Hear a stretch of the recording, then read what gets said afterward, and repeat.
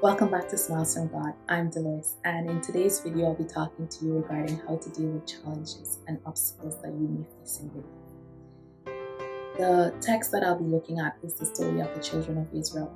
In chapter 1, we read in verses 23 to 25 that they cried out to God because of the bondage that they were experiencing.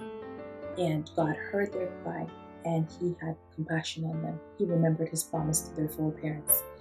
You may be in bondage, you may be in a difficult situation, terrible circumstance. You need to cry out to God because He will hear, He will remember how He has promised to take care of you, and He will deliver you. We read of their deliverance in chapters 3 through 12.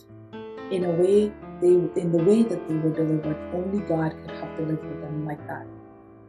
They cried out to Him, He heard their cry, and He allowed their oppressors to give them all that they needed to leave. They even gave them more, and the Bible says the Israelites plundered the Egyptians when they left. Whoever or whatever is oppressing you, God can use that person or thing to bless you in a way that you don't understand. Now, the next thing that we read is that in chapter 14, God led them to the wilderness where there were mountains on the sides and a Red Sea in front of them. They could not cross that sea on their own. Certainly the mountains would be difficult for them to scale also, but God led them there.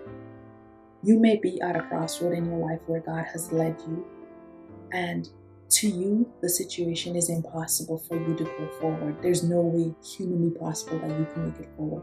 But you have to remember that if God has led you here, the same God that has led you here, He is more than able to bring you through and to help you to get to the other side.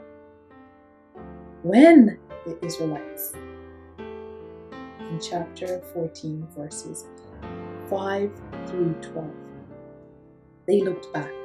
Sometimes in life, it's good to keep your eye in front. It's not good to always look back, but they looked back. And they looked back and they saw the Egyptians coming, and fear overtook them. They were so scared. The Bible says they were very afraid. They were so afraid they said to Moses, Moses, why did you bring us here? We told you it was better for us to stay back there. It was better for us to be slaves. It was better for us to serve the Egyptians. You brought us here because there were not enough graves for us to be buried back there. Now, to you and I, sometimes when we see difficulty in our present situation, we are tempted. And Satan wants us to believe that it's better for us to return.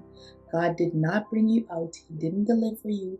You didn't cry out to God in your bad situation for you now when you face an obstacle to go back. Returning is not an option. What you need to do is what Moses said to the Israelites. This is what he said. Don't be afraid. God is saying to us, don't be afraid. The circumstances that you're facing right now, the Egyptians that are behind you, that are coming, that seem to be ready to overtake and overwhelm and defeat you, those things are going to be a thing of the past. They're going to become a memory, because the God that you serve is saying to you, I want you to calm down. I want you to stand still. I want you to relax and watch and see how I am going to glorify myself through you. Whatever situation you're facing, God has brought you there for a reason. It could be to make you a better person, simply be to bring glory and honor to His name. But remember, whatever it is, He has your best interests at heart. He loves and He cares for you dearly, and He is able. When Moses was there with them, God said to Moses, why are you crying out to me? Stretch out your hand, tell them to go forward, and the sea is going to part. You're going to go on dry land, but the Egyptians that are coming are going to drown and die. I want you to know, God may be saying, step out in faith. Believe me, I can do this. I will do this. And I'm waiting for you to take your part and do your part so that I can do my part. Don't be afraid. Don't be dismayed. Trust, believe, and step out in faith. Because remember, the God you serve is all powerful, all knowing, all wise, and He loves you, and He's able. Can I just pray with you before we go? Father in heaven, I just want to say thank you so much for your grace and for your love. And thank you for being a God who is able. Bless you and we praise your name forever and always. Amen.